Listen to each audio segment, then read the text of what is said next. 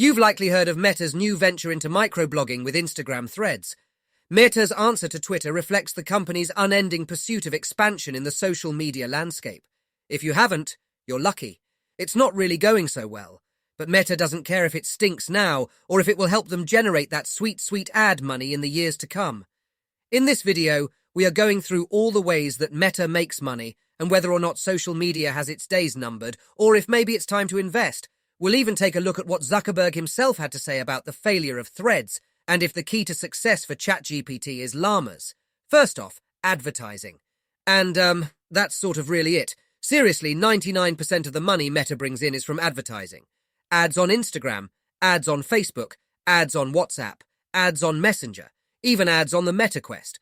The last quarter of 2023, Meta brought in a whopping $32 billion alone from just spamming its users with ads. But still, it's not enough. In order for them to keep funding research and development projects like Reality Labs, you know the thing, that generates the other 1% of profit for the company, they are going to need to generate billions more to make it, well, more of a reality. Anyways, here is an overall look at the income statement from Q2 of this year. And as you can see, it's going to take a lot to get MetaQuest to bring us the full metaverse if people still care about that.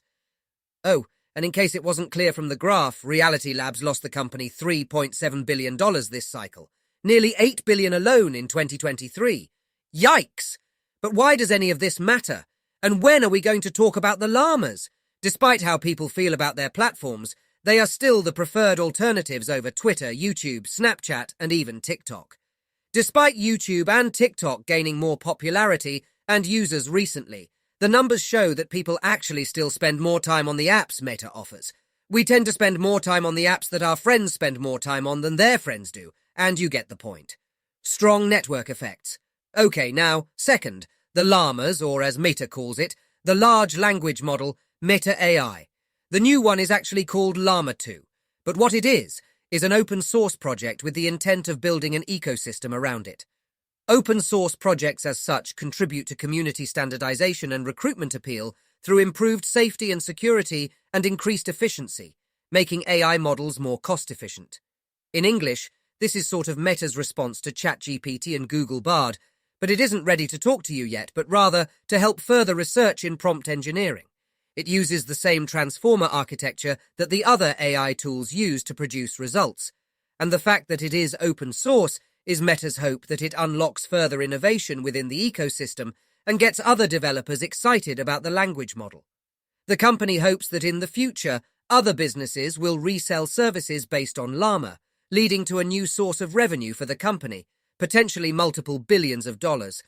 Lastly, MetaQuest 3, which is due to be released in September, has the whole world watching to see who will win the race for this new type of hardware, the Quest or Apple Vision Pro.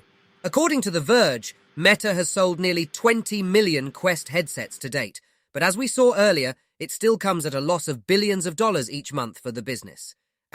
Meta actually predicts it will continue to lose even more billions each and every month through the end of 2024 as well. So what does the founder and CEO, Mark Zuckerberg, even have to say about all of this? In the latest earnings call, he highlighted two main areas to keep an eye on, stating that AI-recommended content from accounts you don't follow is now the fastest-growing category of content on Facebook's feed. Now, since introducing these recommendations, they've driven a 7% increase in overall time spent on the platform. This improves the experience because you can now discover things that you might not have otherwise followed or come across. The algorithmic feed has propelled TikTok's success, and Meta is using this formula to drive similar engagement on Instagram and Facebook. Elon Musk is trying to replicate this formula with the For You tab on Twitter. Facebook is performing well on recommended content from accounts you don't follow, essentially turning into a TikTok clone. Additionally, on improving monetization through AI, he also shared, AI is driving results across our monetization tools through our automated ads products, which we call Meta Advantage. Almost all our advertisers are using at least one of our AI-driven products. We've also deployed Meta Lattice, a new model architecture that learns to predict an ad's performance across a variety of datasets and optimization goals. And we introduced AI Sandbox, a testing playground for generative AI-powered tools like automatic text variation, background generation, and image outcropping. What this means is that ads and suggested content are only going to get smarter and more accurate at feeding posts to us that it is certain we will like.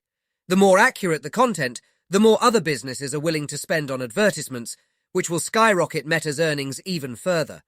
And to wrap on the topic of threads he shared, we saw unprecedented growth out of the gate, and more importantly, we're seeing more people coming back daily than I'd expected. And now we're focused on retention and improving the basics. Only after that we are going to focus on monetization. We've run this playbook many times before with Facebook, Instagram, WhatsApp, Stories, Reels, and more.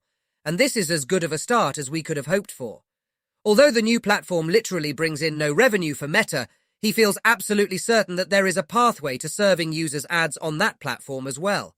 So ask yourself, will Facebook and Instagram just become a feed of strictly ads? Will we ever actually be in the metaverse? Will Threads just become a worse Twitter? And can a llama be the ChatGPT killer? Well, I can share with you what we will do. We'll have our eyes close to the release of MetaQuest 3 and what that will mean. Also, if Threads can make a rapid comeback, and if llamas really are the future. If you'd like for us to share with you our findings next quarter, be sure to let us know in the comments. In the meantime, check out some of our other videos on other interesting companies.